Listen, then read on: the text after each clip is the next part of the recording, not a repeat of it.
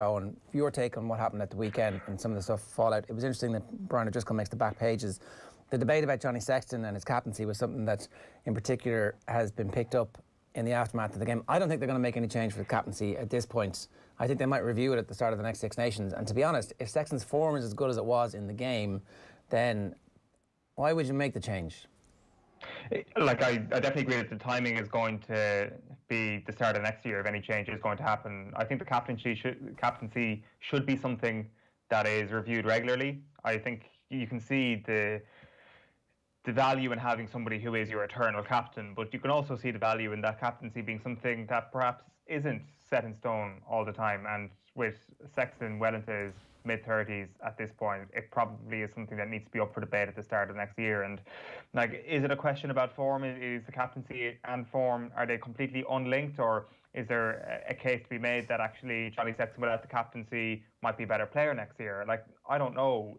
Like, do we think that James Ryan, if he goes in as captain, say at the start of the next Six Nations, would he automatically be a better captain? Would he automatically be better communicating with referees? Maybe, and maybe you only find that out by giving him the captaincy. What I do think, and I think, like, just after thinking about this a little bit yesterday, the question is, why are we having this conversation? And it does feel that this conversation is being had as a result of Sexton's reaction to getting taken off on Saturday night. I think I'm fair in saying that. And for me to strip somebody of their captaincy because of being a little bit moody for getting taken off is unfair. Now, I think it's not unfair to make a case that Sexton, for other reasons, shouldn't be captain next year. I think you can absolutely make that case. But if your reasoning is that Sexton was in a bad mood because he got taken off in a big Six Nations game and therefore he shouldn't be captain, I don't think that argument washes. Okay, counterpoint that it's not just about that, it's about the fact that he didn't take the points at half-time when they went for the corner, and the game management at that point was all about chasing tries when actually it needed to be about winning the game. That is also a question about him being replaced as out-half, in my opinion.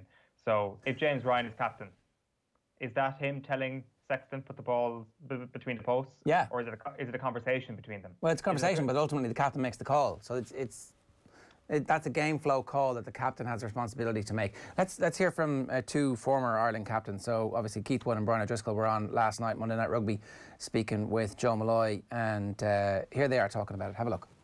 Unfortunately for Ross Byrne, he came on, and for his 15 minutes, he must have made 3 or 4 poor errors.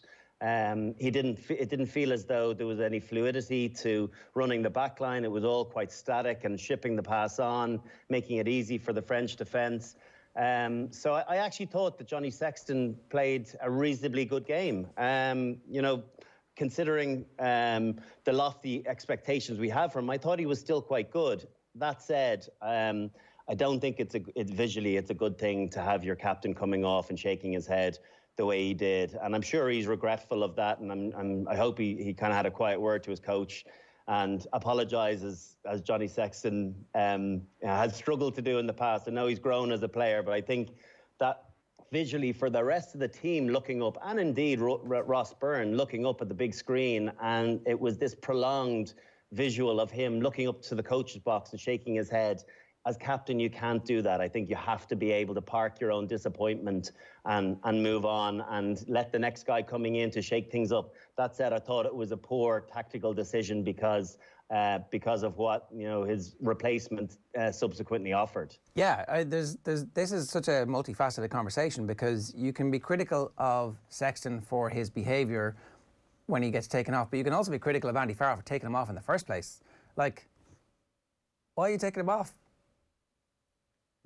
It's not a substitution anybody actually expected at this point. Like, does Sexton need to apologise to Andy Farrell? Do they need to have that clear the air conversation? Maybe they do. Like, I'm not sure. Is Andy Farrell going to be too wound up and is going to be like seeking an apology? But it's not. Again, like, just to go back to the point I was making yesterday, it's not about Andy Farrell feeling like he's being undermined or whatever. It's that you're the captain and you clearly don't believe you should be taken off in that point. So therefore, the people who you're supposed to be leading into battle, you're like, no, you guys aren't good enough here. You can't get done what I was about to do out there. That's the implication with the I'm so upset. The whole notion it's not a direct, it's not a commentary on Ross Byrne. Ross Byrne must feel it's commentary on him. Like, in his quiet moments, to his mates, he's been like, Is he like, oh no, it's grand, it's fine. I can take that. It's like, well, okay, that's not the best work environment. You know, you're not giving yourself as a group the best chance of succeeding. You're not giving Ross Byrne possibly the best chance of succeeding by throwing him into that sort of game, though, are you? Like, I mean, it seems that's not Sexton's call. I get that, but I mean, if we're going to be critical of Ross Byrne like we are of Johnny Sexton, then you need to assess all the different factors at play with Ross Byrne's performance. First of all, Ross Byrne didn't play well, and we can agree that. No, he didn't play great, but I would like to see Johnny Sexton actually replaced from the start before you actually make a call on how big the gap is between Ireland's number 1 and number 2 out halves. Is that not fair enough? Sorry, yeah, but I guess, like, for me, Sexton shouldn't behave like that, and Farrell shouldn't take him off. And we should have kicked the points at the end of the first half. Although at the time, I actually think in game flow you have to trust your captain to make the decisions. He makes the call. It goes wrong, but I don't kill him for that. Like, I know the captains were shouting at the TV saying take the points. Fair enough. You know, they've been involved in cup rugby matches way more and won more than us. But I think, like, it's Sexton's mojo is we're going to go big, and we're going to go for your throat when we get the opportunity to. And if they'd scored that try before half-time, completely different game. So sometimes you play to win and you lose badly, and you take the punishment for that. But you can't be dishing out the punishment as the captain. It's not like we also lost by 3 points, you know? Like, this wasn't a game-swinging decision. And like, obviously, you should be taking them out of the context of the final scoreboard, and every score matters, and who knows how the game would have gone. But chances are, if Ireland had scored 3 points in that situation, Ireland might have been under pressure for the remainder of the half. Like, they then had the ball. I mean, I don't know. I just don't think it's as important as a moment in the end when you look at the final scoreline, and you look at the fact that Ireland scored a try late on as well.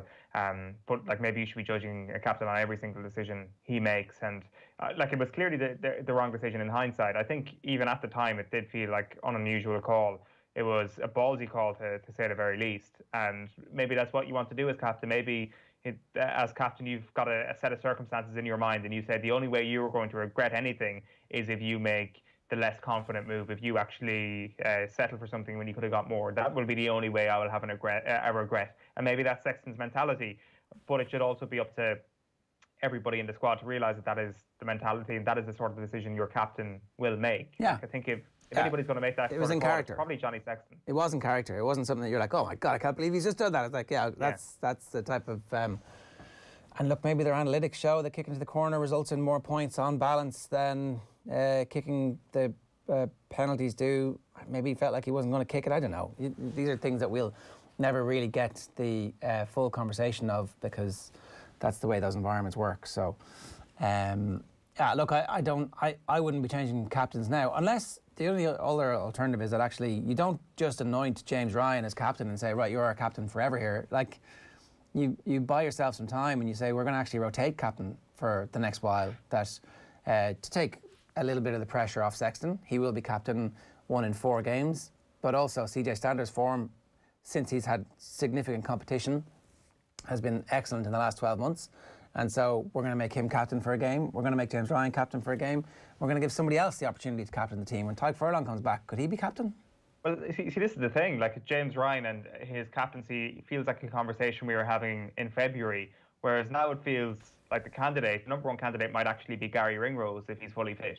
And I wonder if, when he gets back on the pitch, and if he's looking fit and ready come the start of next season, or the start of next year's Six Nations, is there a conversation that then happens that, you know, Ringrose is going to get a bit of game day experience as captain of Ireland, because he has all those attributes. He was brought into the leadership group quite early as a Leinster player. Somebody somewhere has identified Gary Ringrose as a leader beyond his years, and he's at the age now where it's not an anomaly for him to step up to the mantle on that front. I think with James Ryan as well, there is always going to be a close association with Paul O'Connell and how amazing a leader he was. And in fairness, I do think James Ryan does show those leadership qualities.